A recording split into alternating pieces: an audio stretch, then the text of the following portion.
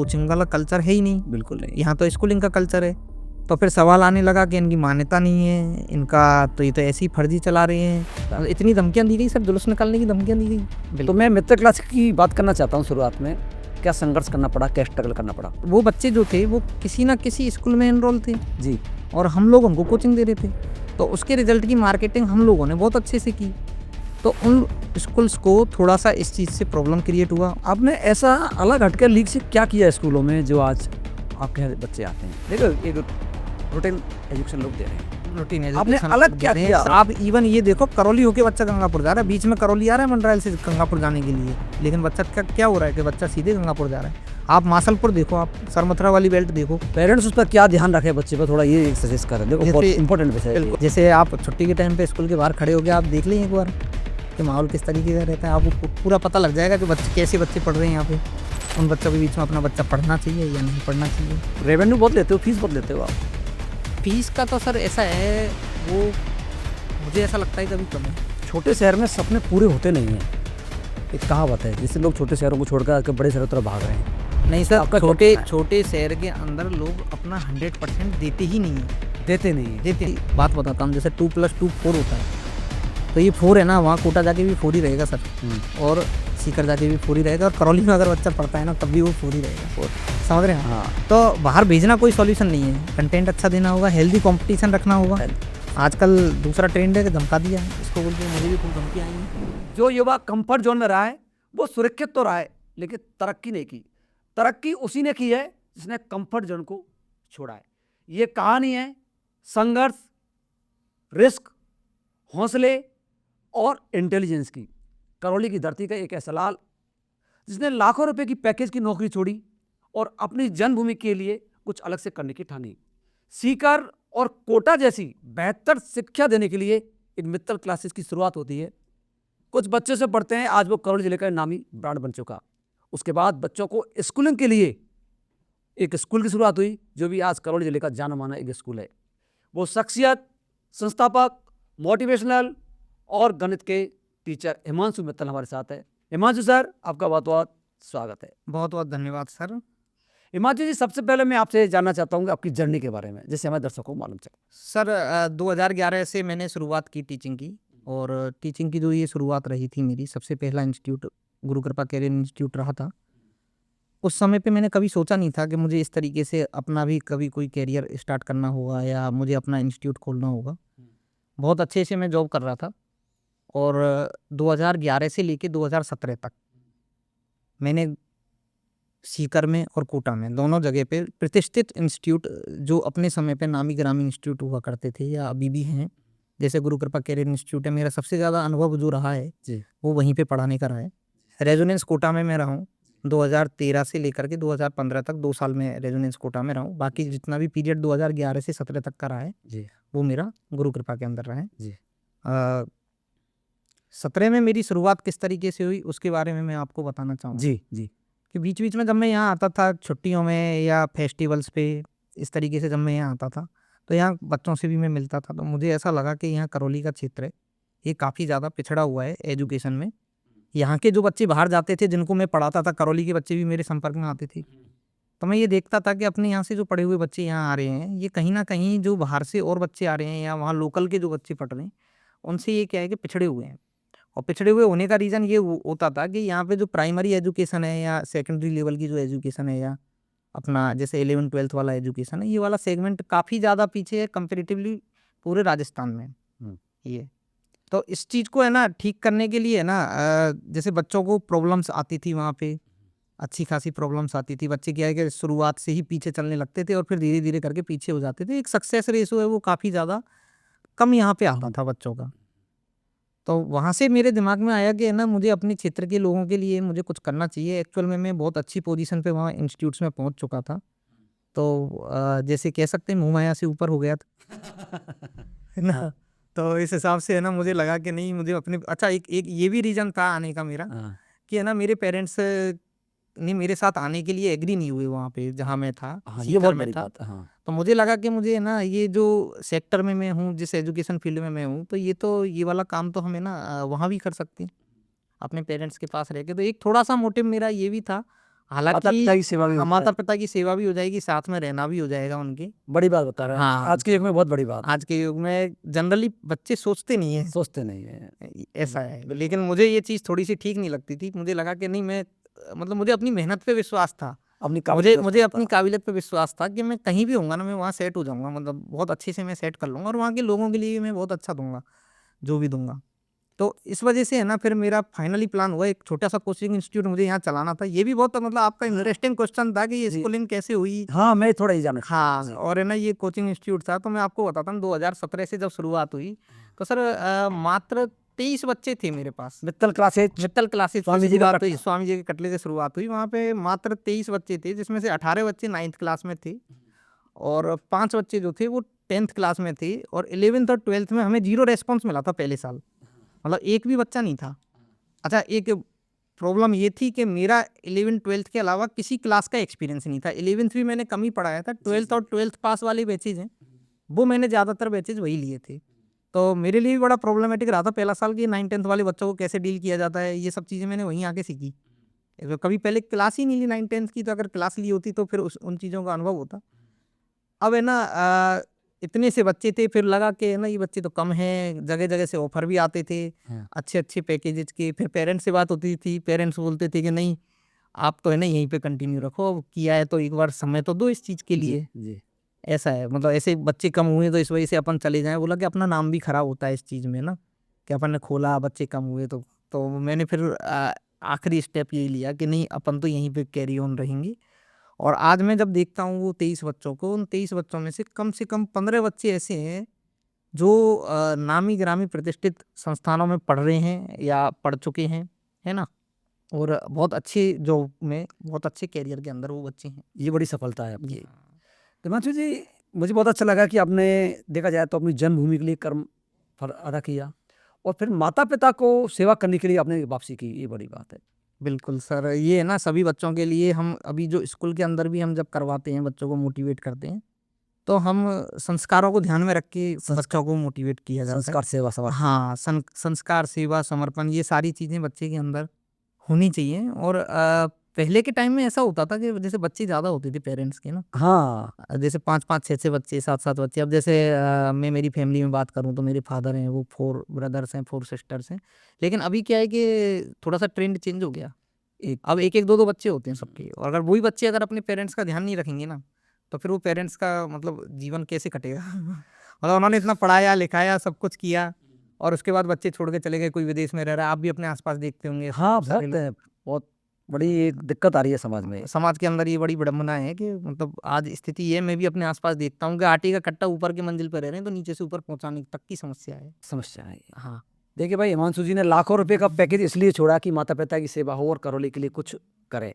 Mittal classes की शुरुआत हुई, मित्तल क्लासेज की शुरुआत हुई। 25 में से 15 बच्चे बहुत अच्छे हैं आपके पोजीशंस में है अच्छे आज आज की डेट पोजीशन में। में बिल्कुल हैं। बिल्कुल सर, मित्तल क्लास आपकी धीरे धीरे चल रही थी, तो बिल्कुल। मैं मित्तल क्लास की बात करना चाहता हूँ। शुरुआत में क्या संघर्ष करना पड़ा, क्या स्ट्रगल करना पड़ा?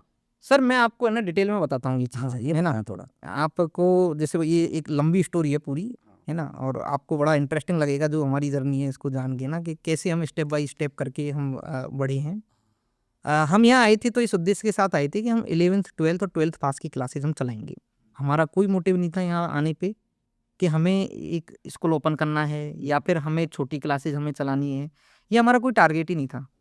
एक्चुअल में सीन ये था कि कभी जैसे बहुत अच्छे स्कूल में मेरी स्कूलिंग भी नहीं हुई है, और ना ही मैंने कभी स्कूल में पढ़ाया है। मैंने कोचिंग इंस्टीट्यूट में पढ़ा है और देश के नामी ग्रामी संस्थानों के अंदर मैंने काम किया है। गुरु कृपा कैरियर इंस्टीट्यूट का अभी AIR बन आया था लास्ट ईयर, और रेजोनेंस कोटा अपने आप में एक जाना माना नाम है, जिसमें भी कोटा के अंदर क्लासेस लेना वो एक बड़ा ही टिपिकल टास्क हुआ करता था उस समय पे। मतलब कोटा में अगर कोई फैकल्टी है तो वो तो बहुत बड़ा काम हो गया फिर उसके लिए, मतलब उसकी तो लाइफ सेट है। अगर किसी ने 2 साल कोटा पढ़ा लिया, हाँ, कोटा के प्लेटफॉर्म पे क्लास ले ली, जिसमें भी रेजोनेंस IIT JEE के अंदर जाना माना संस्थान माना जाता था।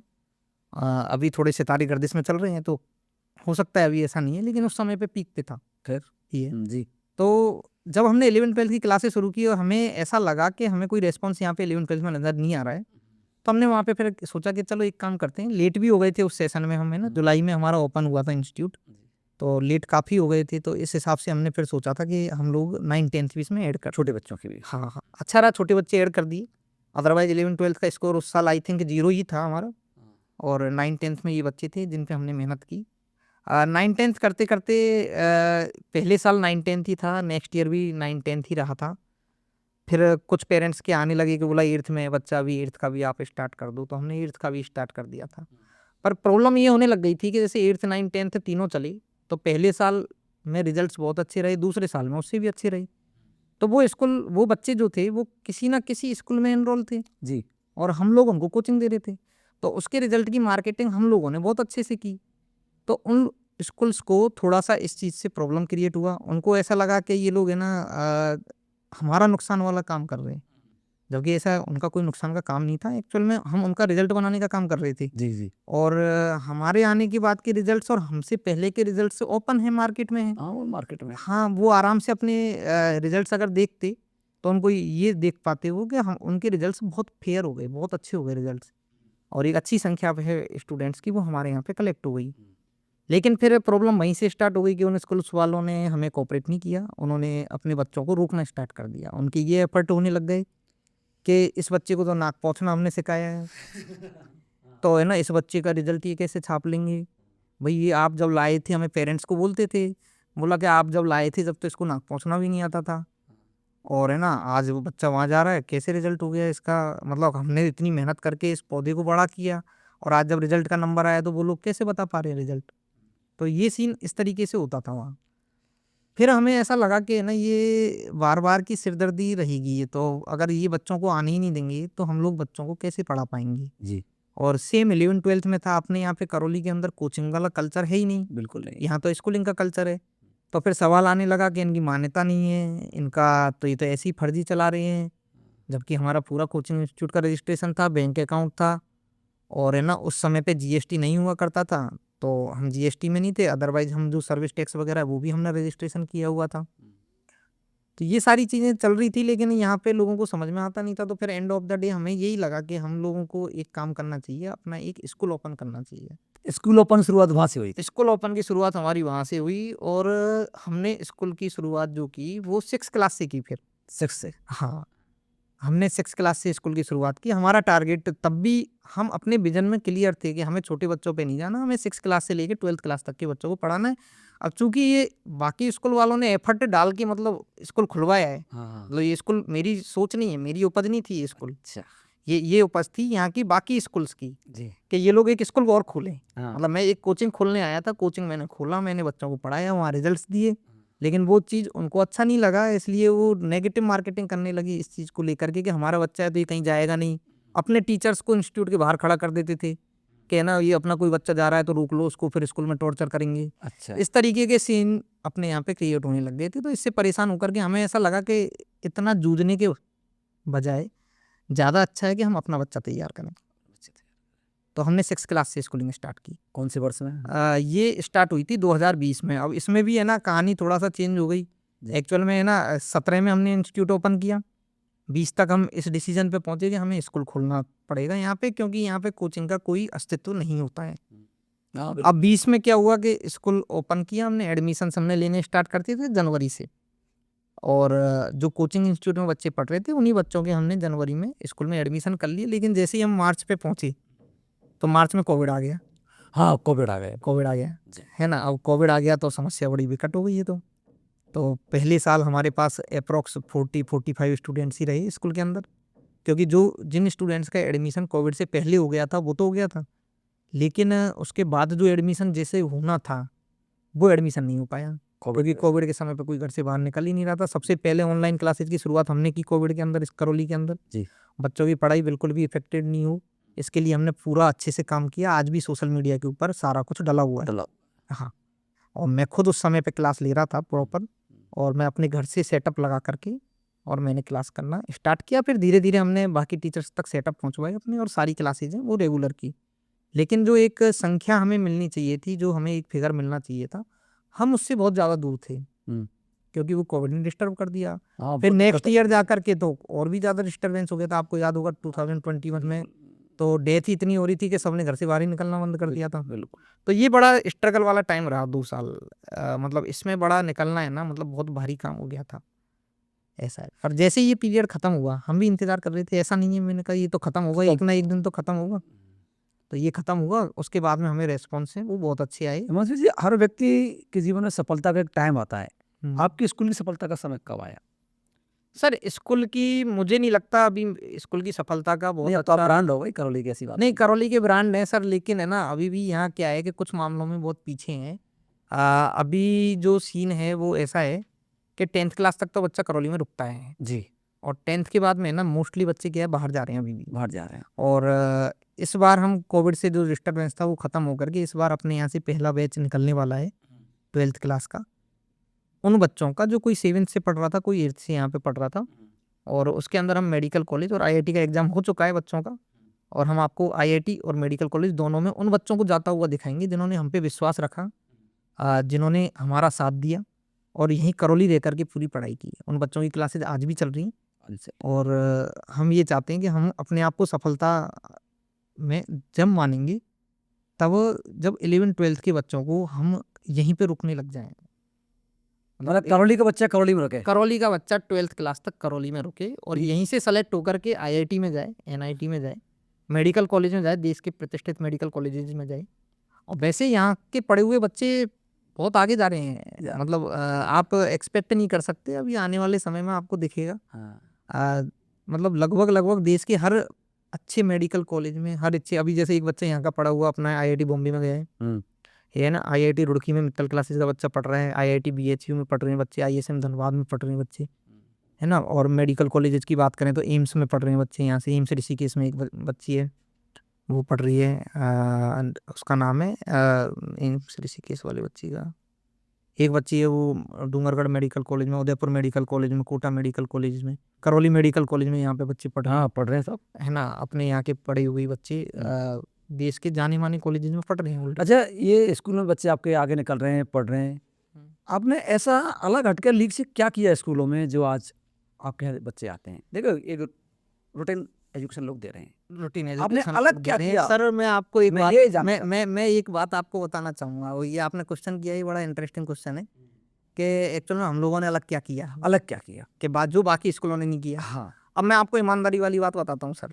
बताइए कि करौली के अंदर एजुकेशन सेक्टर का पिछड़ापन किस हद तक था कि जो गवर्नमेंट वाला सिलेबस है वो स्कूल करवाते थे, है ना। एनसीईआरटी का सिलेबस है, जो अभी एनसीईआरटी चल रहा है, जैसे पहले राजस्थान बोर्ड चला करता था, वो सिलेबस पूरे साल में करवाते थे और वो पूरे साल में भी पूरा नहीं होता था। और पूरा नहीं होने के अलावा है ना, जैसे जिस तरीके से जिस फ्लुएंसी के संग वो होना चाहिए उससे मल्टीपल टाइम्स दूर रहते थे।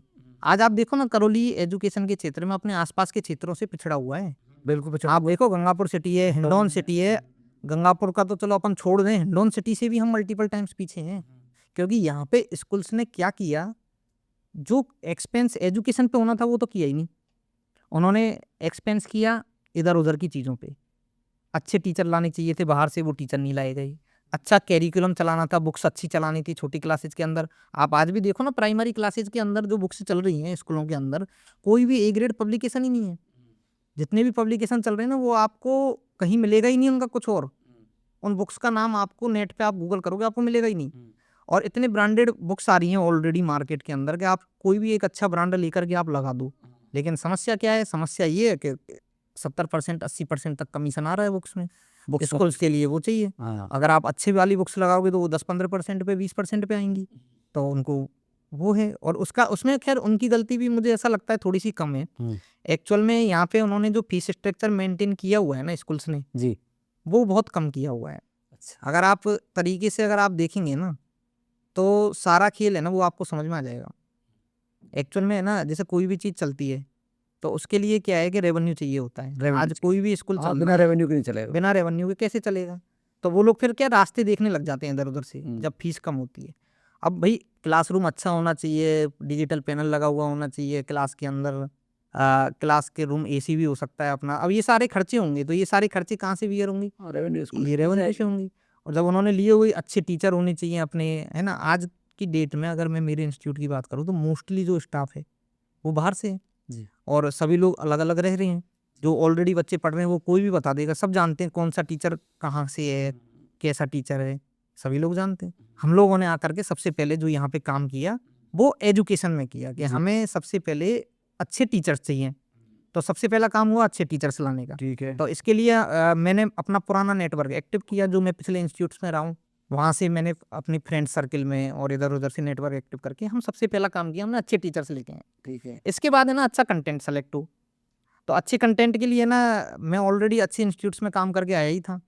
तो हम लोगों ने वहाँ से 6 से लेकर के 10th 11 और 11-12 दोनों इंस्टीट्यूट का हमने जो बेस्ट से बेस्ट कंटेंट होता है, बेस्ट से बेस्ट कंटेंट का मतलब ये है कि आज अगर कोई बच्चा कोटा जा रहा है या जयपुर जा रहा है तो वहाँ 6 क्लास में क्या चल रहा है बच्चे का, वो एज इट इज मेरे यहाँ पे चलना चाहिए। जी। वो 10th क्लास में क्या चल रहा है वहाँ, वो एज इट इज मेरे यहाँ पे चलना चाहिए।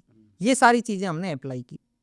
तो इसमें नो डाउट देखो कंटेंट का तो बहुत बड़ा रोल होता ही, कंटेंट का रोल होता है। कंटेंट का रोल होता है। आज 6 क्लास के अंदर करौली का इकलौता स्कूल होगा सर जो फिजिक्स केमिस्ट्री बायोलॉजी 3 अलग अलग पार्ट के अंदर पढ़ा रहा है 6 क्लास के अंदर, और वो 3 अलग अलग टीचर पढ़ा रहे हैं, और वो टीचर के मतलब कंटेंट बहुत अच्छा है तो वो कैपेबल है पूरा 12th क्लास तक वाले। मतलब आज 6 क्लास के अंदर भी वैसा ही टीचर पढ़ा रहा है जो 11-12 पढ़ा रहा है, और बच्चे भी उसी तरीके से तैयार हो रहे हैं। और आप देखो कि कहीं भी 6 क्लास का बच्चा ये नहीं बता पाएगा आपको कि ये फिजिक्स के चैप्टर है अपने, या ये केमिस्ट्री का पोर्शन है, या ये बायोलॉजी का पोर्शन है साइंस के अंदर। साइंस की चूंकि एक बुक चलती है अपनी एनसीईआरटी की, तो उसके अंदर तो बच्चे नहीं बता पाएंगे, लेकिन अब अपने यहाँ जो बच्चा पढ़ा हुआ है उसकी पहले से ही ये आदत हो जाती है कि ये हमारा फिजिक्स है, ये हमारा केमिस्ट्री है, ये हमारा बायोलॉजी। 3 अलग अलग टीचर पढ़ा रहे हैं, अलग अलग पेपर हो रहे हैं, उनके ऑब्जेक्टिव पेपर है वो अलग हो रहे हैं, ऑनलाइन पेपर भी हो रहे हैं, ऑफलाइन पेपर भी हो रहे हैं, और है ना इसका पूरा रिवेल्युएट होकर के वीकली मंथली पेरेंट्स को पूरा अपडेट मिल रहा है। अब तो आपने कंसेप्ट क्लियर किया है अपना, तो आपको क्या करना है। बिल्कुल बिल्कुल। तो इसी चीज से क्या हुआ कि बच्चे तैयार होने लग गए, और तैयार होकर के रिजल्ट से जनरेट होने लगे। मतलब मैंने रिजल्ट के लिए कोई विशेष मेहनत नहीं की है, मतलब हमने आपने अच्छा स्टाफ लेकर आए, हाँ आधुनिक संसाधन जुटाए। बिल्कुल बिल्कुल बिल्कुल बिल्कुल। और एक रेवेन्यू बहुत लेते हो, फीस बहुत लेते हो आप। फीस का तो सर ऐसा है, वो मुझे ऐसा लगता है कभी कम है। कम है। नेताजी कह रहे हैं अभी तो बहुत कम है भाई फीस है। क्यों यार नेताजी, बच्चे कैसे पढ़ेंगे फिर। सर एक्चुअल में है ना जिस लेवल की फैसिलिटीज दी जा रही है ना बच्चों के लिए, है ना, और मैं तो यही चाहता हूँ देखो कि ना अच्छे से अच्छा बच्चे को मिलना चाहिए। हाँ। और वो अच्छे से अच्छा मिलना है ना तभी पॉसिबल हो पाएगा जब, अब आपको मैं मतलब फैक्ट बताता हूँ कि दूसरे स्कूलों की जितनी फीस है ना, हाँ। उतना तो अगर बिना टीचर लगाए अगर बच्चा बैठेगा ना हाँ। क्लास में, वही एक्सपेंस आ जाएगा। दूसरे स्कूल जितनी फीस ले रहे हैं ना उतना, भाई क्लासरूम है, क्लासरूम में एसी लगा हुआ है, एसी चलेगा क्लासरूम के अंदर, डिजिटल पैनल लगा हुआ है। मतलब आज आप ये मान के चलोगे ना, जैसे करौली तो आप छोड़ दो, आप तो जयपुर के किसी महंगे स्कूल में क्लासरूम में जाके आप खड़े हो जाओ, एक मेरे क्लासरूम में आके आप खड़े हो जाओ, आपको सेम फीलिंग आ जाएगी। ये तो अब ये सारा सेटअप रहेगा तो हाँ, तो फिर रेवेन्यू हाँ, तो वो एक्सपेंस तो फिर क्या है कि आएगा ही। और फिर है ना टीचर्स का ऐसा है कि जैसे ऐसा होता है कि टीचर्स आया, एक्स टीचर हमने लिया, ठीक है, अब वो पढ़ाने में बहुत अच्छा है, अब नेक्स्ट ईयर भी उसको कंटिन्यू करना है, उसके नेक्स्ट ईयर भी कंटिन्यू करना है, ठीक है, तो है ना कंटिन्यू कब हो पाएगा। करौली में आपको क्या लगता है ऐसा क्या पॉइंट ऑफ अट्रैक्शन है जिसकी वजह से कोई बाहर का आदमी आके वहाँ रुक सकता है, आप बताएं मुझे। करौली में ये पॉइंट ऑफ अट्रैक्शन है रुकने का, अगले का कुछ भी नहीं है यहाँ पे, कुछ भी नहीं है हाल फिलहाल तो। अब उसको रोकना है तो हमारे पास एक ही तरीका होता है रोकने का, क्या है, उसका इंक्रीमेंट करो, अच्छा इंटरमीडिएट करो। अच्छा है। हाँ भाई, कैसे रखेगा, पैसा नहीं देंगे तो बने ना, पैसा खूब दे रहे हो आप। हाँ, और इंक्रीमेंट, हाँ तो वो बिल्कुल है ये। इवन मैं तो आपको बताता हूँ कि मतलब हमारे यहाँ पे स्कूल के अंदर जो हिंदी का टीचर है जी, ठीक है, उसका जो सैलरी है वो दूसरे स्कूलों के मैथ और साइंस के टीचर का कंबाइंड सैलरी से भी ज़्यादा होगा। अच्छा, ये स्थिति है। टीचर पैसा बहुत फंसी है आप लोगों ने। हमने टीचर्स के लिए ना एक अच्छा खासा हम एक्सपेंस पे कर रहे हैं।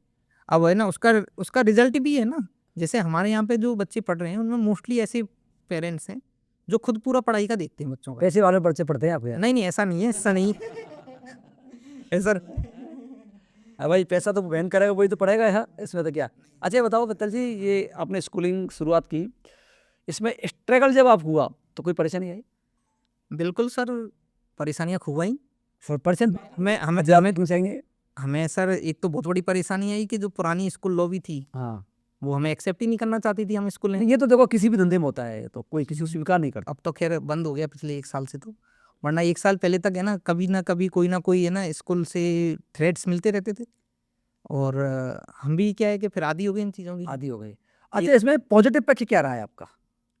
पॉजिटिव पक्ष ये रहा सर कि है ना करौली के लोगों का मुझे सपोर्ट मिला सर। करौली के लोगों का सपोर्ट खूब मिला है। हाँ, करौली के लोगों का सपोर्ट मिला, और उसका सबसे बड़ा रीज़न था कि यहाँ पे लोग क्या पहले से ही बहुत परेशान थे स्कूल से। अच्छा, तो आंख बंद करके ना जैसे ब्लाइंड सपोर्ट होता है ना, वो लोगों ने मेरा किया सर। Blood supply. हाँ, और है ना हर तरीके से किया सर ये, क्योंकि चूंकि मेरे यहाँ की फीस है वो बाकी स्कूलों की कंपैरिजन में थोड़ी सी ज़्यादा है ज़्यादा है ना, लेकिन मुझे पूरा कोऑपरेशन मिला और मैंने पूरा क्वालिटी दिया उनको। उसके बदले किसी को ये नहीं लगा कभी कि जो हमने दिया ना वो ज़्यादा दिया इनको।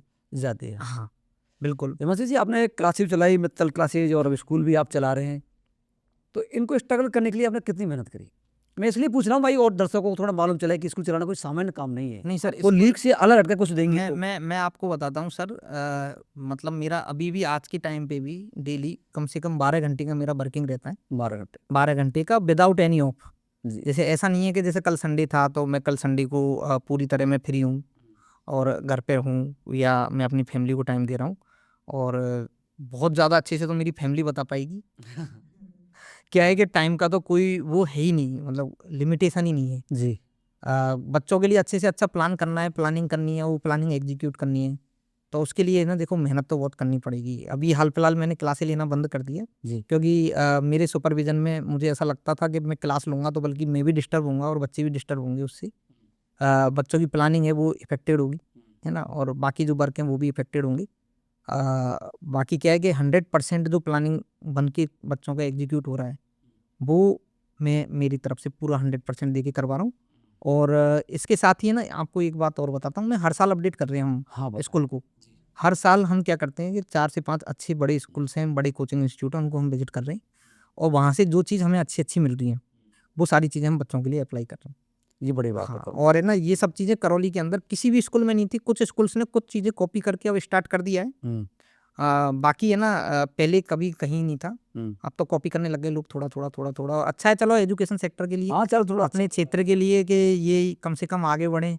और मैं तो ये चाहूँगा कि भाई एक अच्छा हेल्दी कंपटीशन होना चाहिए स्कूल्स के बीच में और सब मिलके मेहनत करके बाहर से बच्चे लाओ। करौली में बच्चे कम है तो क्या हुआ, इन बच्चों के पीछे क्या करना। हाँ, करौली में क्या वो बाहर से लाओ, बाहर से बच्चे लाओ सब मिलके, बिल्कुल। और उसके लिए मैं प्रयासरत था और आगे जाकर के मेरा पूरा प्लानिंग एग्जीक्यूट हो जाएगा। आपका विजन क्या है अब एजुकेशन के मामले में? सर एजुकेशन के मामले में है ना, मैं करौली को वहाँ पहुँचा दूंगा कि लोग ये भूल जाएंगे कि हमें कोटा भेजना है, हमें जयपुर भेजना है, हमें दिल्ली भेजना है। और करौली का बच्चा करौली में रह के IIT बॉम्बे में भी जाएगा, IIT दिल्ली में भी जाएगा, मौलाना आज़ाद मेडिकल कॉलेज में भी जाएगा, एम्स दिल्ली में भी जाएगा, सब जगह जाएगा। और मैं उस मुकाम पे पहुंचा दूंगा और अब कोई बहुत ज़्यादा टाइम भी नहीं लगेगा इस चीज़ को। मैं ऐसा नहीं है कि मैं जैसे सपने दिखा रहा हूँ, सपने देख रहा हूँ। इस चीज़ में ज़्यादा से ज़्यादा 3 साल 4 साल के अंदर अंदर आपको है ना ये सारी चीज़ें परिवर्तित होते हुए आपको दिख जाएंगे। और आप तो वैसे भी हमारे पुराने साथी रहे हैं। आपने संस्थान का वो वाला समय भी देखा है जब 20 बच्चे पढ़ते थे अपने यहाँ पे जी। और आज आप वो भी देख रहे हैं कि आज हम 500 बच्चे पढ़ा रहे हैं और आप वो समय भी देखेंगे कि हम 5000 बच्चे यहाँ पे पढ़ाएंगे। ये मित्तल जी का विजन काफ़ी क्लियर है कि वो ऐसा संस्था बनाना चाहते हैं राजस्थान में उसका नाम हो एजुकेशन के मामले में। मित्तल जी, एजुकेशन से आपकी लगातार बातचीत होती रही, अब आपसे थोड़ा मैं और जानना चाहता हूँ, आप गणित पढ़ाते हैं? बिल्कुल सर। ये आप की थोड़ी जर्नी के बारे में आप पूरा विस्तार से आपने बताया नहीं, आपने कहाँ से एजुकेशन प्राप्त करी, फिर आप गुरु कृपा में गए, तो आपका पढ़ाई का क्या तरीका था वो? सर जैसे ऐसा है कि ऐसा लोग बोलते हैं कि जैसे है ना, जैसे सुना होगा आपने भी कि जैसे बनियाओं में ज़्यादा दिमाग होता है ऐसा है ना, ऐसा बोलते हैं, है ना। तो अब मैं तो बिजनेस फैमिली से रहा हूँ जी। और मैथ्स में शुरू से इंटरेस्ट रहा है मेरा। हाँ। ऐसा है, तो मैथ्स में जो इंटरेस्ट रहा है मेरा शुरू से, तो उसके बाद चलते हैं ना, मुझे ऐसा लगा कि मैथ्स मुझे कभी पढ़नी नहीं पड़ती थी एक्चुअल में जी। अब बेसिकली अगर अपन बोले ना साफ शब्दों में ना, हाँ। तो मैं क्या थोड़ा सा पढ़ने में थोड़ा लेजी था। अच्छा, कमजोर थे? कमजोर नहीं था, कमजोर मेरे परसेंटेज वाइज और उसके हिसाब से तो समय के हिसाब से मैं बहुत अच्छा था। अपने क्लास के पहले दूसरे तीसरे बच्चों में ही मैं रहता था, लेकिन मैं क्या रास्ता ढूंढता था, रास्ता ढूंढ लेते हैं कि है ना कौन सा काम है ना, मतलब मेरे लिए कंफर्ट है ना। तो अब जैसे मैथ्स में मुझे ऐसा लगता था कि ना मैथ्स मुझे पढ़ने की कभी जरूरत नहीं पड़ती थी। हाँ। और है ना वो एक बार में जैसे मेरे दिमाग में स्ट्राइक भी कर जाती थी और मुझे कैसा भी क्वेश्चन में इवन जैसे पढ़ाने के टाइम पे भी जब मैं यहाँ पे रेजोनेंस में था या गुरु कृपा में था, तो जो टिपिकल क्वेश्चन आते थे वो मेरे सामने भी आते थे। मतलब मेरे कि अब ये सेट नहीं हो रहा तो एक काम करो, इसको यार मित्तल को दे दो, ये करके देगा इसका सॉल्यूशन। तो इस तरीके से भी था, इस तरीके से। हाँ। तो मतलब मेरा इंटरेस्ट ही रहा है, या गॉड गिफ्टेड मान सकते हैं आप थोड़ा सा ना, कि जैसे ऐसा होता है कुछ, तो मुझे भी ऐसा लगता है कि गॉड गिफ्ट है। हाँ, गॉड गिफ्टेड भी रहती है कुछ, भगवान का आशीर्वाद मिला। हाँ, आशीर्वाद मिला हुआ है ना। बिल्कुल ये बढ़िया। अच्छा मित्तल जी, आपने जब गुरु कृपा में पढ़ा रहे थे, देखिए आमतौर पे कोई व्यक्ति अपनी नौकरी को छोड़ता नहीं है। हाँ सर, जमी जमाई नौकरी को, मोटी काफी तनख्वाह होती है, तनख्वाह लाखों रुपए में पैकेज बिल्कुल, होता है, बिल्कुल, कौन छोड़ता है आजकल? बिल्कुल सर। कोई रिस्क उठा थोड़ी है। ये आपने जब नौकरी छोड़ी तो आपके मन में क्या था? सर मैं बताता हूँ मैंने नौकरी क्यों छोड़ी। हाँ, ये बताओ। हाँ, ये तो बड़ा इंटरेस्टिंग क्वेश्चन है। मेरे से लोग है ना पूछते हैं, सभी लोग पूछते हैं कि यार जब इतना अच्छा था तो यहाँ आकर के इतना क्यों, मतलब रिगड़वाने का क्या जरूरत आ गया था, इतना घिसटने का क्या आवश्यकता आ गया था, जब वहाँ आप इतने अच्छे लोग, तो कई तो क्वेश्चन मार्क भी लगा देते हैं इस बात हाँ, के हाँ। ऊपर कि क्या पता थे या नहीं थे। क्या तो थोड़ा ये बता दो। हाँ, हाँ, ये मैं आपको बताता हूँ। एक्चुअल में सर है ना, जब मैं लास्ट इंस्टीट्यूट जो मेरा गुरु कृपा रहा था, वहाँ पे क्लासेज है ना मेरी जो चलती थी, हाँ, वो 6 क्लास लगती थी वहाँ पे। 6 क्लास। 6 क्लास थी, 1.5 घंटे की क्लास थी, यानी कि 9 आवर्स का तो मेरा हो गया क्लास का ड्यूरेशन, ठीक है ना। और इसके अलावा है ना जैसे लंच वगैरह भी है, और कई बार क्लासों में 10-15 मिनट का गैप भी है, तो वो मिला करके करीब 10 घंटे हो जाते थे। तो जो लास्ट सेशन मैंने किया था, उस सेशन के अंदर मुझे ऐसा लगा कि ना ऐसे तो मेरा जीवन ऐसे ही निकल जाएगा। ऐसा ही नहीं लगा, पूरा साल महीना खत्म हो गया, हाँ, मतलब अच्छा सैलरी है, सब कुछ मिल रहा है, लेकिन उसको खर्च करने के लिए भी अपने पास समय नहीं है, और खुद के लिए बिल्कुल भी समय नहीं है। बच्चों का सिलेबस है, ये सब चीज़ें, डाउट क्लासेज हैं, पेपर्स हैं, ये सारी चीज़ें हैं। अच्छा। तो है ना, इसके चलते मुझे ऐसा लगा ये तो ऐसे ही निकल जाएगा, समय यूं ही निकल रहा है, साल का पता ही नहीं लगा, साल ऐसे ही निकल गया। एक बैंक बैलेंस होने से क्या होता है केवल। हाँ, सही बात। तो फिर मुझे ऐसा लगा कि नहीं है ना, ये तो फिर ये तरीका तो सही नहीं है, ऐसे तो मैं बहुत ज़्यादा समय तक टिक ही नहीं पाऊंगा, हाँ, काम ही नहीं कर पाऊंगा ऐसे, तो फिर यही करता रह जाऊंगा मैं तो, है ना। क्लासेज के अंदर जैसे सुबह से शाम तक, मैं सुबह देखता था, सुबह हो गई, शाम को देखता था, शाम हो गई, क्लास लेते लेते, तो मैं इस चीज़ से थोड़ा सा पजल हो गया था। अच्छा। फिर मुझे दिमाग में आया कि नहीं, इतनी मेहनत जब मैं यहाँ कर रहा हूँ ना, अगर इसकी मैंने 50% भी अगर मैंने अपने घर जाके कर ली ना, घर जाके। केवल मैं एक छोटा सा मैंने अपना सेंटर खोल लिया घर पे, मैथ्स का मैं ट्यूशन पढ़ा लिया बच्चे इकट्ठे करके, जी, जी। तो वो भी मेरे लिए हाँ। कोई बुरा काम नहीं है। फिर? तो मुझे ये चीज़ थोड़ा सा रही, और इस चीज़ के चलते है ना, फिर मैंने अपनी वाइफ से बात की, उस समय पे नई नई शादी हुई थी मेरी, हाँ, नई-नई शादी हुई और थी। मैंने ये पूछा, मैंने कहा कि भाई आप, मैं अपना जाके कर लूँगा, तो मुझे मेरी वाइफ का पूरा सहयोग मिला। उन्होंने कहा कि नहीं, आपकी जो मर्ज़ी है वो आप कर लो, कोई इश्यू नहीं है। अच्छा। वरना ये भी एक बहुत बड़ी बात होती है कि अपनी नई शादी हुई है और फिर हस्बैंड बोल रहा है कि ये अच्छी भली नौकरी चल रही है, इसको अपन छोड़ दें और छोड़ करके अपन अपना इंस्टीट्यूट ओपन कर लें, हाँ। है ना। तो ये चीज़ में मुझे सहयोग मिला पूरा, और फिर मैंने इस तरीके से शुरुआत की। अच्छा, आपको किसी ने रोका नहीं? किसी ने तो रोका होगा आपको, नहीं यार मित्तल जी रिस्क मत उठाओ, देखो परिवार दिक्कत आ जाएगी, परेशानी आ जाएगी, या किसी ने कहा नहीं, नहीं आपको करना ही चाहिए? दोनों नहीं, बात। मैं आपको बताता हूँ, एक्चुअल में ना मेरी फैमिली का मुझे पूरा सपोर्ट रहा, मदर फादर का भी? मदर फादर का भी, सबका सपोर्ट रहा मेरे को, है ना। इस चीज़ में तो मैं सभी का थैंक यू, मेरे छोटे भाई का, सबका सपोर्ट मेरे को रहा, और सबने ये बोला कि ना कर लो, कहाँ दिक्कत है इस चीज़ में तो। और है ना, एजुकेशन सेक्टर है भी ऐसा ही कि है ना, कोई प्रॉब्लम नहीं है इसमें, तो धीरे धीरे करके सेट हो ही जाता है। सही। अगर अच्छे से अगर आप मेहनत कर रहे हैं, तो सब कुछ कर रहे हैं, तो सेट हो जाता है। बाकी क्या है कि मैं अच्छी फैमिली से हूँ, तो मुझे इस चीज़ का कोई प्रॉब्लम नहीं था। अच्छा, फिर खुद की काबिलियत पे भी भरोसा था कि मान लो कोई ऐसा सिचुएशन हुआ भी ना, तो मैं जहाँ भी काम कर रहा था, वहाँ भी कहीं भी जाके अगर मैं खड़ा हो गया ना कि सर मुझे नौकरी करनी है वापस, हाँ। तो मुझे कोई मना करने वाला नहीं था कि नौकरी नहीं। तो मुझे अपने ऊपर ये भी कॉन्फिडेंस था, और इस कॉन्फिडेंस के चलते ना फिर अपने तो ये था ना कि कुछ भी कर लो, होगा जो बाद में कर लेंगे सही, कुछ गड़बड़ भी हो गया तो बाद में कर लेंगे सही। फैमिली का सपोर्ट है ये लोग कहते हैं कि छोटे शहर में सपने पूरे होते नहीं हैं, एक कहावत है, जैसे लोग छोटे शहरों को छोड़कर आजकल बड़े शहरों की तरफ भाग रहे हैं। नहीं सर, आपका क्या छोटे कहना है? छोटे शहर के अंदर लोग अपना 100% देते ही नहीं है, देते नहीं है। देते नहीं है। अगर ये आप थोड़ा बता विस्तार से। आप अपना अगर 100% है ना, आप किसी भी जगह बैठ के दोगे ना, तो आपको उसका रिटर्न मिल जाए। और इसके है ना, मैं खूब सारे मैं आपको एग्जाम्पल्स बता सकता हूँ। आज आपको है ना, जैसे एक सिंपल सा मैं आपको बताता हूँ, अपने क्षेत्र को आप छोड़ो, मैं वहाँ सीकर में रहा हूँ, शेखावाटी क्षेत्र के अंदर।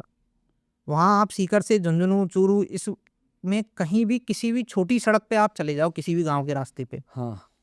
वहाँ हर आपको 5 किलोमीटर के अंदर एक बड़ा इंस्टीट्यूट आपको खड़ा हुआ दिखेगा, स्कूल कोचिंग इंस्टीट्यूट, वो वहाँ खड़ा हुआ दिखेगा आपको। और है ना, कहीं भी 1000-2000 से कम बच्चे नहीं मिलेंगे, नहीं मिलेगी। ये है। वो अपनी बात से जा रहे हैं वहाँ। हाँ, क्योंकि वो क्या है कि अपना 100% दे रहे हैं वहाँ छोटी जगह पे बैठ के। और अपने यहाँ उल्टा मामला है, अपने यहाँ पे क्या होता है कि ना, लोग है ना, मतलब देना ही नहीं चाहते एक्चुअल में ना, अपनी मेहनत ही नहीं करना चाहते। आप पहले पूरा दो तो सही ना, आप अपना डिवोशन तो दिखाओ ना आप। और इसका खामियाजा काफ़ी हद तक मुझे भी उठाना पड़ा है। एक्चुअल में करौली में अभी तक क्या हुआ है, एजुकेशन के नाम पे लोगों के साथ सिर्फ और सिर्फ धोखाधड़ी हुई। जी। इंस्टीट्यूट खुले और बंद हुए। मेरे खुद के सामने सामने 7-8 इंस्टीट्यूट हैं, वो बंद हो चुके हैं खुल के। अच्छा, बड़े बड़े। और सबके खुल करके बंद होने का रीज़न एक ही होता था। क्या करते थे कि जब खुला ना, उस समय पे क्या किया कि कोई फीस का स्ट्रक्चर नहीं है। वो 10,000 रुपये में भी 12th क्लास पढ़ा रहे हैं, वो 40,000 रुपये में भी पढ़ा रहे हैं, वो 70,000 रुपये में भी पढ़ा रहे हैं 12th क्लास। अब है ना, लोगों में तो मैसेज जाएगा ही इस चीज़ का, और है ना, वो कहीं न कहीं फाइनेंशियली पीछे जाएँगे। अभी रिसेंटली लास्ट ईयर एक बहुत बड़ा इंस्टीट्यूट बंद हुआ है करौली के अंदर, और बंद होने का रीज़न मुझे तो समझ में नहीं आया। मुझे तो था कि सब मिलके अच्छा करेंगे हम लोग, और अच्छा करेंगे तो चीज़ें काफ़ी आगे जाएँगी। भई आज मेरे अकेले करने से, अच्छा करने से बहुत अच्छा नहीं होगा, सब मिलके अच्छी करने का प्रयास करेंगे ना, तब जाके अच्छा होगा। ये है, अपन सब मिलके बाहर से बच्चे लाएँ, आस-पास के क्षेत्र का। आज आप देखो ना, आप मंडरायल है, मंडरायल बेल्ट से बहुत नेग्लिजिबल बच्चा करौली के अंदर पढ़ रहा है। सीधे से गंगापुर जयपुर जा रहा बच्चे गंगापुर जा रहे हैं है, सीधे। बिल्कुल गंगापुर जयपुर जा रहा आप इवन ये देखो, करौली होके बच्चा गंगापुर जा रहा है, बीच में करौली आ रहा है मंडरायल से गंगापुर जाने के लिए, लेकिन बच्चा क्या क्या हो रहा है कि बच्चा सीधे गंगापुर जा रहा है। आप मासलपुर देखो, आप सरमथुरा वाली बेल्ट देखो, बच्चा हिंडौन जा रहा है, गंगापुर जा रहा है, और कहाँ होके जा रहा है? करौली होके जा रहा है। लेकिन करौली में बच्चा नहीं रुक रहा, और करौली से आगे बच्चा जा रहा है। क्यों भाई? इसके पीछे क्या करना चाहिए? इसके सर मिलकर के जितने भी एजुकेशन इंस्टीट्यूट हैं, उनको अपनी तरफ से एफर्ट करने पड़ेंगे सर, अच्छा प्रयास करने पड़ेंगे। और सबसे बड़ी बात है, एजुकेशन में अपना एक्सपेंस करना पड़ेगा, लोगों को दिखाना पड़ेगा कि आज हम भी वही फैसिलिटी दे रहे हैं जो गंगापुर में मिल रही है, जो आपको जयपुर में मिल रही है, जो आपको कोटा में मिल रही है। हमें उस लेवल के टीचर वहाँ रखने पड़ेंगे, और वो टीचर्स अगर होंगे वहाँ पे, तो टीचर्स से कैरिकुलम बनेगा, बच्चे पढ़ेंगे और आगे बढ़ेंगे, तभी बच्चे को रोक पाएंगे हम। आप बताएं मित्तल जी, अभी अपन परंपरागत रूप से जो एजुकेशन है, ये रटाते हैं, बिल्कुल स्टूडेंट्स को रटाते हैं, बिल्कुल सर। आप इसको किस रूप में लेते हैं? क्या बदलाव है? सर ये है ना, ये यही वो कल्चर है सर, जिसकी वजह से है ना, अपना सेक्टर है ना करौली के अंदर, ये बहुत पीछे रह गया। हाँ और इस चीज़ को लेकर के है ना, मतलब ये तो बहुत बड़ी वाली विडंबना है। हाँ हाँ, कि यहाँ पे है ना, अच्छा इसके पीछे है ना एक कारण है, मतलब ऐसा होने के पीछे भी कारण है हाँ हाँ कि भाई ऐसा क्यों हुआ। बहुत डीप एनालिसिस करो आप इस चीज़ का, तो आपको है ना कई सारी चीज़ें निकल के सामने आएंगी ऐसा होने के पीछे, कि आज ज़्यादातर एजुकेशन इंस्टीट्यूट्स के अंदर रटने पे ध्यान दिया जा रहा है, बच्चों को चीज़ें रटवा दी जाती हैं, और उससे रिजल्ट जनरेट करवा लिया जाता है थोड़ा बहुत, और वो बच्चे आगे जा करके फेल हो जाते हैं। उन बच्चों का आगे कोई भी कॉम्पिटिटिव एग्जाम में मतलब पीछे रह जाते हैं बहुत, उनके साथ वाले बच्चों से। तो इसके लिए तो मैं आपके लिए एक मतलब पूरा स्टोरी बताता हूँ भैया। हाँ, स्टोरी बताओ फिर। हाँ, बताइए। एक्चुअल में अभी तक करौली में जितनी भी इंस्टीट्यूट्स हैं, उन सारे इंस्टीट्यूट्स की एक ही कहानी है कि उनके जो ओनर्स हैं, जो इंस्टीट्यूट चल रहे हैं, मैक्सिमम इंस्टीट्यूट में का वालों का जो बर्थ प्लेस है वो करौली है ना, करौली में ही तो जन्म हुआ है उनका।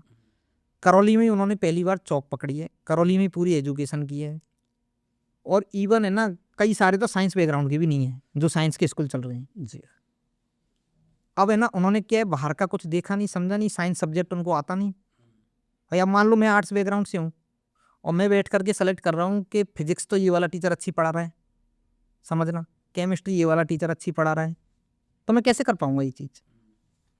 तो ये इस वजह से करौली का एजुकेशन सेक्टर है वो बहुत पीछे रह गया, क्योंकि है ना उन्होंने क्या बाहर की दुनिया देखी नहीं, बाहर कैसे क्या होता है। मतलब हम नहीं कहते कि बाहर जो होता है वो आप 100% करो, लेकिन बाहर जो होता है उसको देख करके कॉपी तो करो। कॉपी तो करो, उसकी बात तो सही है। उसी का परिणाम है, लोग आधुनिक तरीके संसाधन जुटा नहीं पा रहे हैं, है ना, वही रटता विद्या चल रही है। हाँ, इसलिए क्या है कि वो फिर क्या करते हैं कि ये वो क्या एनसीईआरटी की बुक है, इसको बच्चे को पूरा करवा दो इसको। इवन मैं आपको एक और बताता हूँ ताज्जुब की बात, मतलब मुझे तो यहाँ बड़ा शॉकिंग लगा ये, कि जैसे 9th क्लास है, 9th क्लास लोकल क्लास होती है, इसका रिजल्ट है कोई मैटर नहीं करता, स्कूल में ही बनता है। 10th क्लास है, 10th क्लास की बोर्ड की एग्जाम होती है। तो कुछ स्कूल्स तो ऐसे हैं जो 9th क्लास में ही 9th ना पढ़ा करके 10th पढ़ाते हैं, और 10th में भी 10th पढ़ा देते हैं, और 2 साल 10th की तैयारी कराएंगे जिससे हमारा रिजल्ट अच्छा हो जाएगा। बाकी बच्चे का भविष्य वो कहीं भी जा, उनको कोई लेना देना नहीं है इस चीज़ का। तो उसकी कमजोर हो रही है नींद, तो क्यों ना 9वीं के क्लास कोर्स पढ़ाई नहीं उसने। 9th का तो पढ़ा ही नहीं है उसने। हाँ। अब चूंकि है ना, आप सिलेबस को देखोगे तो 9th है वो 11th से रिलेट होता है, 10th है वो 12th से रिलेट होता है अपना। जब बच्चा 11th में जाता है तो वो फिर फेल हो जाता है मामला उसका, क्योंकि उसको वो बेसिक्स है वो क्लियर ही नहीं है, ऐसा है। तो है ना मतलब स्कूल्स की जो विजन है ना वही क्लियर नहीं है, वो चाहते ही नहीं है एक्चुअल में, वो अपने हिसाब से चीज़ों को कर लेते हैं जी। और अपने हिसाब से करने की वजह से बच्चा होना क्या चाहिए कि देखो, आज मेरा ये मानना है कि मान लो मैं एनसीईआरटी की बुक पढ़ाता हूँ, तो एनसीईआरटी की बुक तो गवर्नमेंट स्कूल का बच्चा भी पढ़ रहा है, तो अपने को अगर अपने बच्चे को फॉरवर्ड करना है या आगे बढ़ाना है, तो हमें एक्स्ट्रा सप्लीमेंट्स उसको देने पड़ेंगे। और अगर हम वो नहीं देंगे तो अपना बच्चा और वो बाहर जो दूसरे स्कूल्स में बच्चा पढ़ रहा है, गवर्नमेंट स्कूल में बच्चा पढ़ रहा है, अपने बच्चे और उन बच्चों में क्या डिफरेंस रहेगा फिर? जी भाई अगर अपने बच्चे की अच्छी एजुकेशन हो, अच्छा आगे बढ़े बच्चा अपना, तो उसके लिए तो हमें अच्छा कंटेंट देना पड़ेगा ना उसको। उस चीज़ पे तो कोई कर ही नहीं रहा काम। वहाँ तो ज़्यादा काम किस चीज़ पे, ज़्यादा काम इस चीज़ के ऊपर है कि भाई रटवा करके परसेंटेज बनवा दो, बाद में जो होगा वो पेरेंट्स जाने और दिखाने को भी हो जाएगा कि देखो हमारे यहाँ था तो देखो बहुत अच्छा था, और अब बाद में हो गया होगा कुछ, अब वो आपकी हाँ, तो सर्वाइव करने के लिए आपको कुछ अलग हटके करना पड़ेगा काम।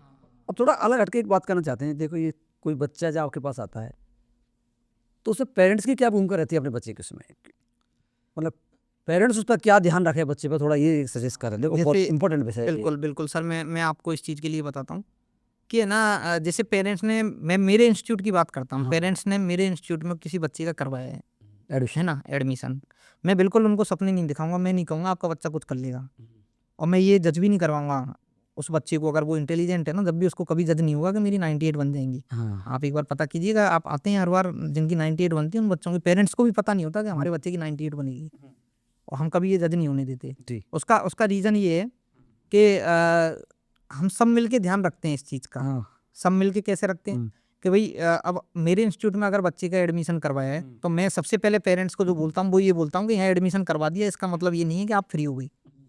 आप करौली की सबसे महंगी फीस आप यहाँ पे कर रहे हैं, लेकिन आपकी उतनी जिम्मेदारी जितनी जिम्मेदारी मेरी है। अगर बच्चा घर जाके पढ़ नहीं रहा है, आप समझना, स्कूल से हमने पढ़ा के भेजा बच्चे को, घर जाके बच्चे ने कुछ भी नहीं पढ़ा, केवल होमवर्क करके नेक्स्ट डे बच्चा बैग लेके स्कूल के अंदर आ गया, ठीक है। और इसके बाद अगर हम ये सोचें कि ऐसा महीनों तक चलता रहे और बच्चे के अंदर इंप्रूवमेंट हो जाए, बच्चे का अच्छा रिजल्ट बन जाए, आपको लगता है हो पाएगा? नहीं हो पाएगा।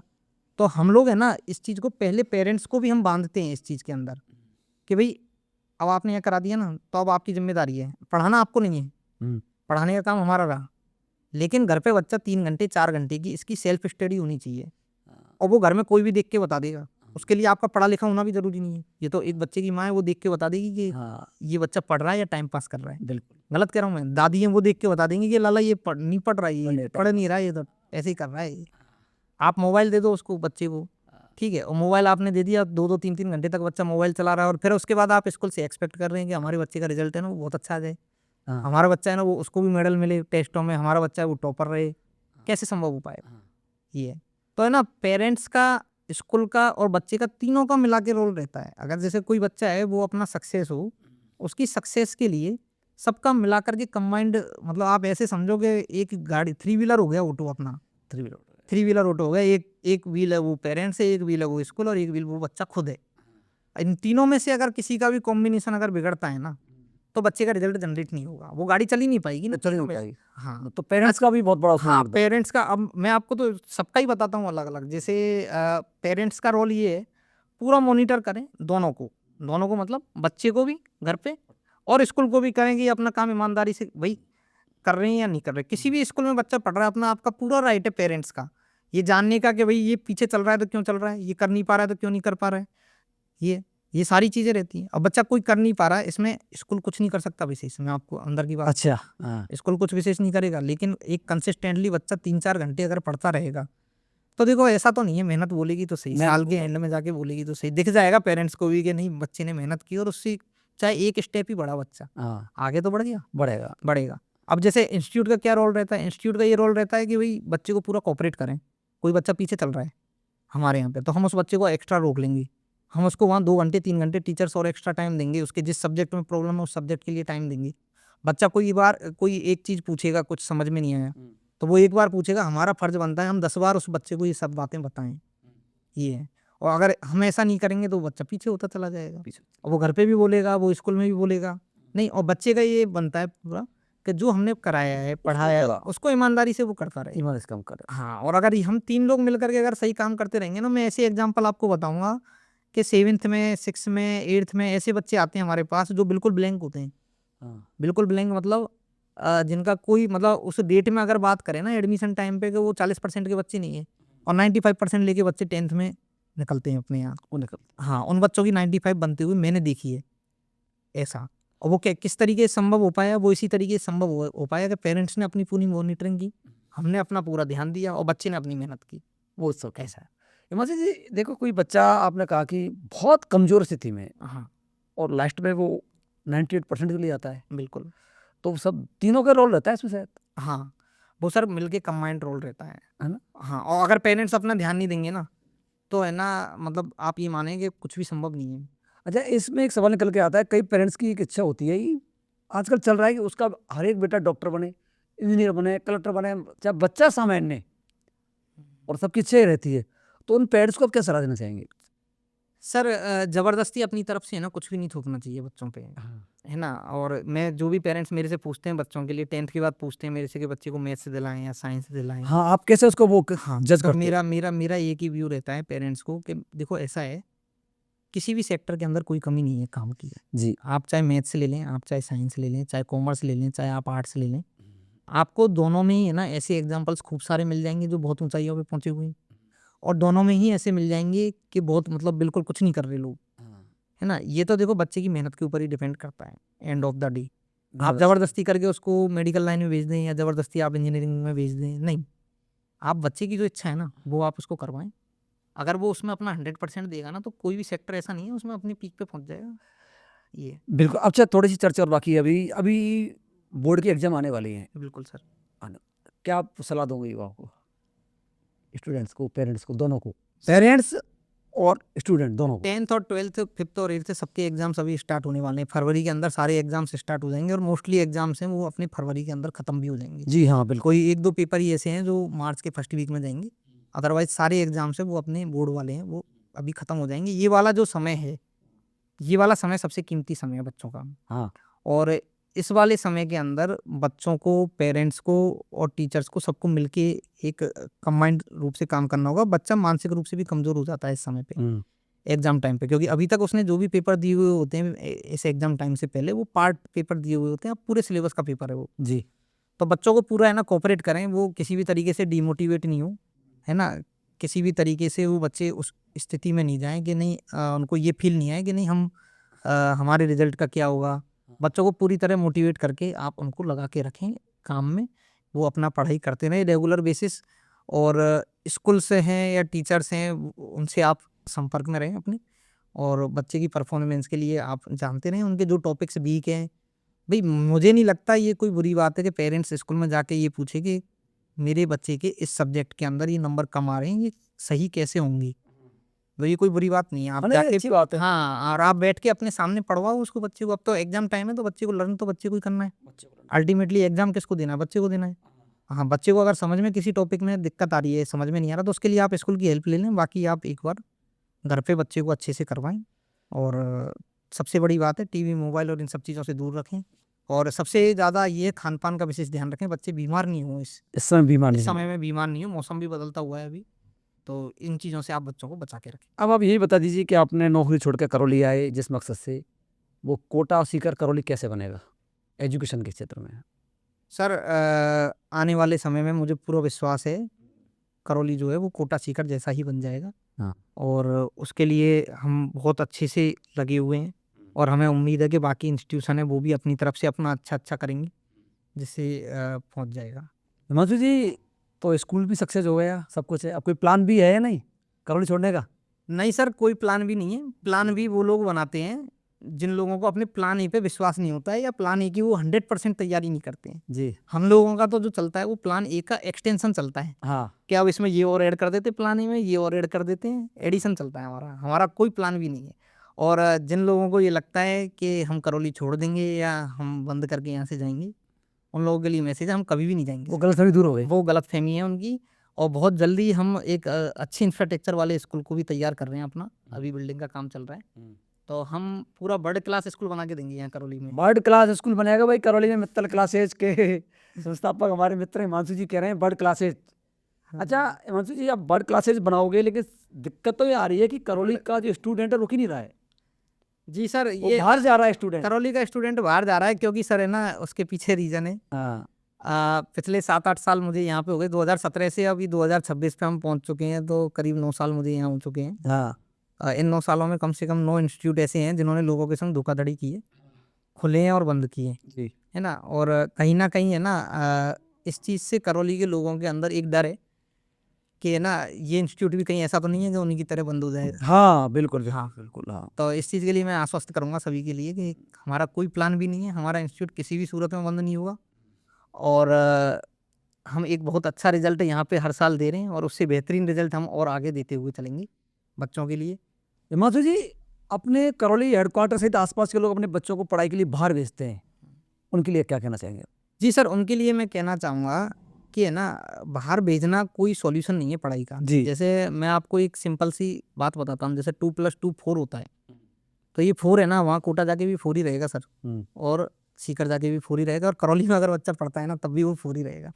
समझ रहे हैं आप? हाँ। तो बाहर भेजना कोई सॉल्यूशन नहीं है। और बाहर भेजते हैं जिन बच्चों को पेरेंट्स, उनमें से कितने बच्चे अपने सेलेक्ट होके आते हैं, इसका अगर आप रेशो देखेंगे ना, क्योंकि मैं तो हर साल देखता हूँ, अब जी। यहाँ से भी बच्चे हैं जो बहुत सारे बच्चे बाहर जा रहे हैं अभी, है ना, और उनके रिजल्ट्स का क्या रेशो है, वो कोई सम्मानजनक रेशो नहीं है किसी भी तरीके से। आप ये मान के चलें कि 100 बच्चे अगर बाहर जा रहे हैं तो उनमें से 2 ही बच्चे ऐसे हैं, जो 2 या 3 बच्चे ऐसे हैं जो सेलेक्ट हो रहे हैं। सर बाकी 97% बच्चे वहाँ रेवेन्यू बढ़ा रहे हैं इस इंस्टीट्यूट का। बड़ी बात बता रहे हैं, 100 में से सिर्फ 2 या 3 बच्चे सेलेक्ट हो रहे हैं, और वो जब वापस लौट के आते हैं तो वो कहीं के नहीं रहते, वो कहीं के नहीं रहते सर, घर के वो रहते हैं ना घाट के। घर के रहते हैं ना घाट के रहते हैं। और है ना, इस साल का मैं आपको बताता हूँ, अपने यहाँ से जेईई का भी पेपर हुआ है, अभी रिजल्ट आने वाला है, फरवरी में ही रिजल्ट आ जाएगा जेईई का फर्स्ट अटेम्प्ट का, और हम आपको दिखाएंगे जो बच्चे यहाँ पढ़े हैं उनका रिजल्ट, और वो रिजल्ट जो बच्चे बाहर पढ़े हैं उनसे आप कंपेरिजन कीजिएगा, आपको दिखेगा कि नहीं यहाँ पढ़ के भी बच्चा आईआईटी में जा सकता है, एनआईटी में जा सकता है, मेडिकल कॉलेज के अंदर जा सकता है।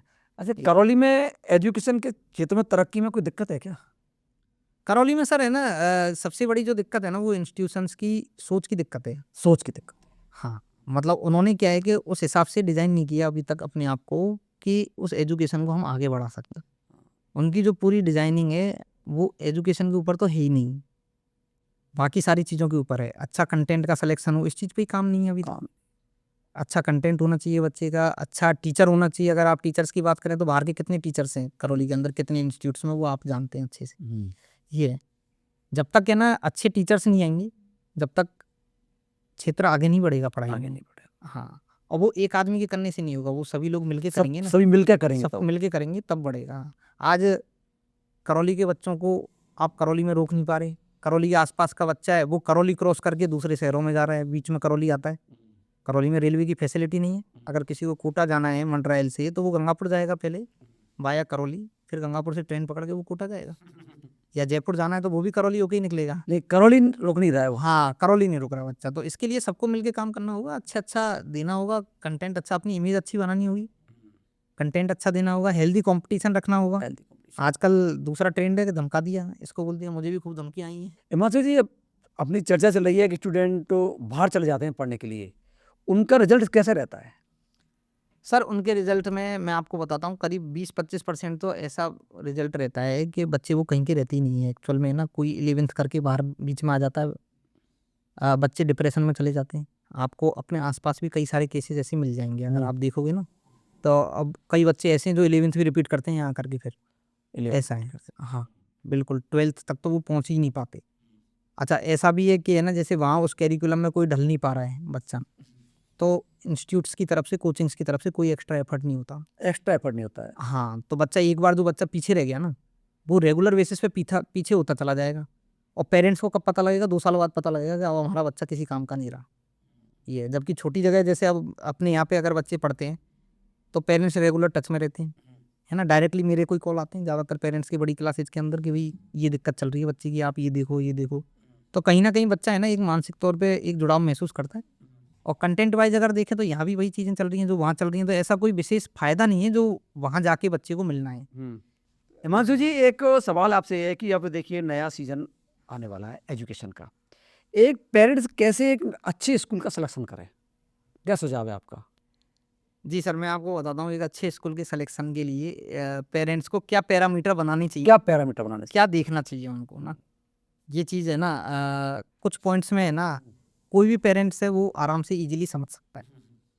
सबसे पहला पॉइंट है कि है ना उसका प्रीवियस रिजल्ट क्या है इंस्टीट्यूट का, आप और कितने बच्चों में वो रिजल्ट है। भाई जैसे मान लो 100 बच्चे हैं, 100 बच्चों में से 10 बच्चों का रिजल्ट तो अपने आप अच्छा आ ही जाएगा, लेकिन 100 में से 90 रिजल्ट अच्छा होना चाहिए, 85 रिजल्ट अच्छा होना चाहिए। तो सबसे पहले तो उस पूरी क्लास का रिजल्ट देखा जाए कि आपके, हाँ, आपके पूरे इंस्टीट्यूट में बच्चे कितने थे उस क्लास के अंदर, और उसके अंदर भी बच्चों के अलावा उन बच्चों में रिजल्ट कैसा दिया आपने, कितने बच्चे थे, रिजल्ट कैसा दिया। पहला पैरामीटर तो ये होना चाहिए कि बोर्ड वाली क्लासेज का हम रिजल्ट देख लें कि भाई 10th क्लास में इतने बच्चे थे और इतने बच्चों में से 80 से ऊपर इतने हैं, 90 से ऊपर इतने हैं, 70 वाले ये हैं, 60 वाले ये हैं। तो वो आपको खुद को दिख जाएगा कि भाई क्या है क्या नहीं है, मतलब खुद को ही समझ में आ जाएगा कि ये रिजल्ट है इनका, ये इनकी मेहनत का है या फिर ये रिजल्ट है ये किस्मत का है। हाँ, 100 में से 10 का रिजल्ट अच्छा है तो वो तो किस्मत का है, हाँ, और 100 में से 90 का 80 का रिजल्ट अच्छा है तो वो मेहनत का है। मेहनत का। पहली चीज़ तो ये हो गई, है ना। दूसरी चीज़ ये हो गई कि है ना, जैसे क्लास का साइज क्या है। क्लास के साइज का मतलब मेरा मीनिंग ये हुआ कि एक क्लास के अंदर कितने बच्चे स्कूल के अंदर बैठे हुए हैं। अब अगर मान लो 20-25 बच्चे बैठे हुए हैं, 30 बच्चे बैठे हुए हैं तो वो समझ में आता है कि ठीक है, लेकिन 60 बच्चे बैठे हुए हैं, 70 बच्चे बैठे हुए हैं, 80 बच्चे बैठे हुए हैं, तो मतलब मुझे नहीं लगता कि मेरे बच्चे को मैं वहाँ पढ़ाऊंगा जहाँ 70-80 बच्चे बैठे हुए हैं क्लास के अंदर। गलत है। सही बात। ठीक है। अच्छा, इसके अलावा है ना, तीसरा पॉइंट है कि है ना, कंटेंट कैसा है। कंटेंट कैसा है, कंटेंट कैसा है क्लास के अंदर, है ना, वे ऑफ टीचिंग क्या है, माहौल कैसा है। माहौल कैसा है। ये तो माहौल तो है ही है पैरामीटर, हाँ। है ना। तो है ना, कंटेंट को एक बार ज़रूर देखें कि भाई हमारे बच्चा अगर इस स्कूल के अंदर पढ़ता है साल भर, तो ये वाली चीज़ उसको पढ़ाई जाएगी, ये वाली चीज़ करवाई जाएगी।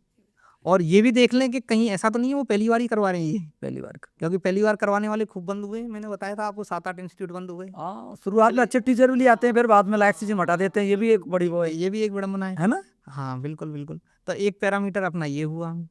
फिर एक पैरामीटर और है कि आप स्कूल ओनर से आप अपनी डिमांड पूरी करवा सकते हैं, आप बात कर सकते हैं खुल के। हाँ, ये भी बड़ी बात है। हाँ, ये भी एक बड़ी बात है सही है। कि भाई वो आपकी इतनी सुन सकते हैं कि नहीं, ये मेरे बच्चे को ये करवा के दो, या आप उनसे ऐसे डरते हुए बात करेंगे कि साहब हाथ जोड़ करके साहब ये हाँ, नहीं, हाँ, सही है। थोड़ा सा। हाँ, तो है ना, क्या है कि जैसे एक्चुअल में आप अच्छी खासी फीस वहाँ पे कर रहे हैं, जितनी भी आप पे कर रहे हैं, हाँ, कर सकते हैं। तो आपको उसका एक रिटर्न तो मिलना चाहिए। रिटर्न मिलना चाहिए। हाँ, तो आप हद के साथ अपनी बात रख सकते हैं या नहीं रख के सकते। साथ अब माहौल देखें, टीचर तो बैठते हैं। आपने बात करके देखी और आपको ऐसा लगा कि इस आदमी से तो हम बात ही नहीं करना चाहते दोबारा अपने बच्चे के बारे में, तो फिर वहाँ पढ़ा के अपने को क्या हासिल होगा। हाँ, तो कई दिक्कत है उस पर। ये है। इसके अलावा है ना, थोड़ा सा है ना इशू माहौल का भी है। जैसे आप छुट्टी के टाइम पे स्कूल के बाहर खड़े हो गए, आप देख लें एक बार कि माहौल किस तरीके का रहता है, आपको पूरा पता लग जाएगा कि बच्चे कैसे बच्चे पढ़ रहे हैं यहाँ पे। उन बच्चों के बीच में अपना बच्चा पढ़ना चाहिए या नहीं पढ़ना चाहिए, है ना। तो हिमांशु मित्तल जी आपको सलाह दे रहे हैं कि जब वो आप बच्चों को लेकर जाएं तो किस प्रकार का आप वहाँ का स्थिति देखें, है ना। और छोटे बच्चों के लिए आजकल तो आपको किड्स ले आई। बिल्कुल सर। किड्स जी के बारे में थोड़ा उधर से बता दें आप, बहुत बेस्ट बात है, यही बता दें आप। नहीं सर, चलो मैं आपको बताता हूँ, किडजी के बारे में बताता हूँ। किडजी जी लर्निंग की कंपनी है, सुभाष चंद्रा वाला ग्रुप है जी लर्न, ब्रांडेड एजुकेशन है पूरी। और हम क्यों लेके आए, उसके पीछे भी रीज़न था कि छोटी क्लासेज का हमारा कोई एक्सपीरियंस नहीं था, play group, nursery, LKG, UKG, तो इन क्लासेज के लिए हमने लिया है। हमें ऐसा लग रहा था कि है ना, यहाँ पे छोटी क्लासेज के अंदर भी है ना, बच्चे बहुत पिछड़े हुए हैं। जैसे हमारे फर्स्ट क्लास में बच्चे आते हैं तो वो बुक पढ़ना ही नहीं जानते फर्स्ट क्लास का, जबकि फर्स्ट क्लास का बच्चा तो इजीली बुक पढ़ना आना चाहिए बच्चे के लिए। तो इस चीज़ के चलते है ना, हमने फिर एक अच्छा कैरिकुलम बच्चों को मिले, तो बर्ड क्लास स्कूलिंग है किडजी की। आप अगर गूगल भी करेंगे तो आपको बिल्कुल है, किड्स जी का नाम है। हाँ, पूरा आपको मिल जाएगा। और एक बहुत अच्छे तरीके से हमने किया है। और किडजी से भी हमें ना यूनिक सेंटर का अवार्ड उन्होंने हमें दिया है कि ये हमारा यूनिक सेंटर है। हिमांशु जी, जब स्टूडेंट तो नीट की और जी की तैयारी करता है तो हमारे आसपास ज्ञानचंद और रायचंद बहुत ज़्यादा मिल जाते हैं, उनके लिए अब क्या मैसेज देना चाहते हैं, स्टूडेंट के लिए क्या करना चाहिए। इसके लिए सर मैं आपको एक स्टोरी सुनाना चाहूँगा, एक छोटी सी स्टोरी है। एक बार अंधों के गांव में एक हाथी आया। हाथी आया तो अंधों ने हाथ लगा के देखा, किसी के हाथ में उसकी पूंछ पड़ी, उसने देखा हाथी तो एक डंडी जैसा है। किसी का हाथ में हाथी का पैर आया तो उसने देखा हाथी पेड़ के तनी जैसा है।